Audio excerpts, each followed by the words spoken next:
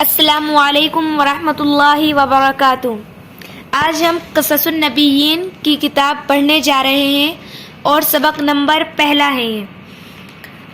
بسم اللہ الرحمن الرحیم۔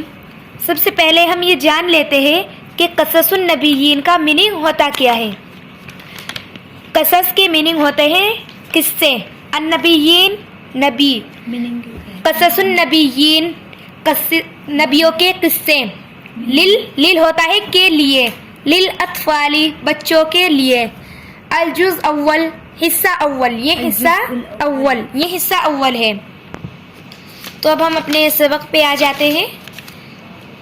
یہاں پہ لکھا ہوا ہے من کسر الاسنام۔ من کا میننگ ہوتا ہے کون،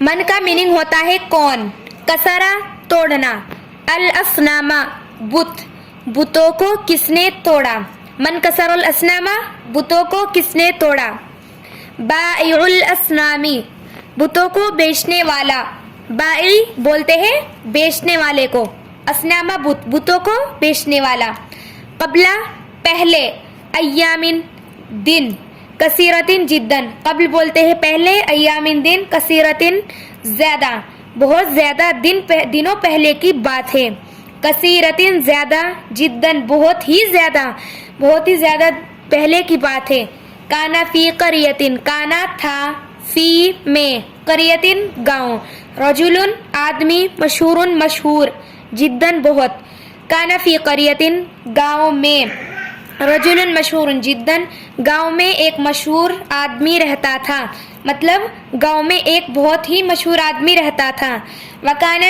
وکانا اسم ھذا الرجل، وکانا اسم ھذا الرجل آزرا، اور اس آدمی کا نام آزر تھا، وکانا آزر یبیع الاسنام، اور آزر یبیع بیچنا، اسنام بتوں کو، اور آزر بتوں کو بیچا کرتا تھا۔ کانا کا میننگ ہوتا ہے تھا، واو کا ہوتا ہے واو، اور وکانا فی ھذہ القریۃ بیت کبیر جدا، اور ان گھروں میں بہت زیادہ بڑے بت تھے، کبیرن بڑے ہوتے ہیں اور جدن بہت، پیچھے سبق میں بھی یہ 2-3 لائن گزری ہے، اس میں معنی بتایا ہے ہم نے۔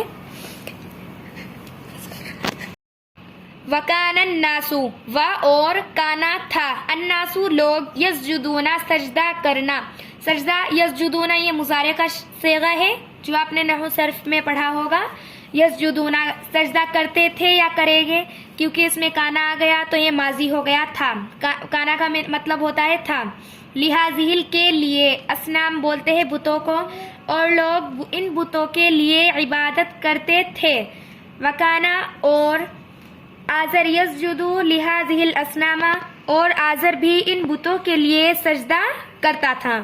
سمجھ میں آ رہا ہے نا آپ کو سبق؟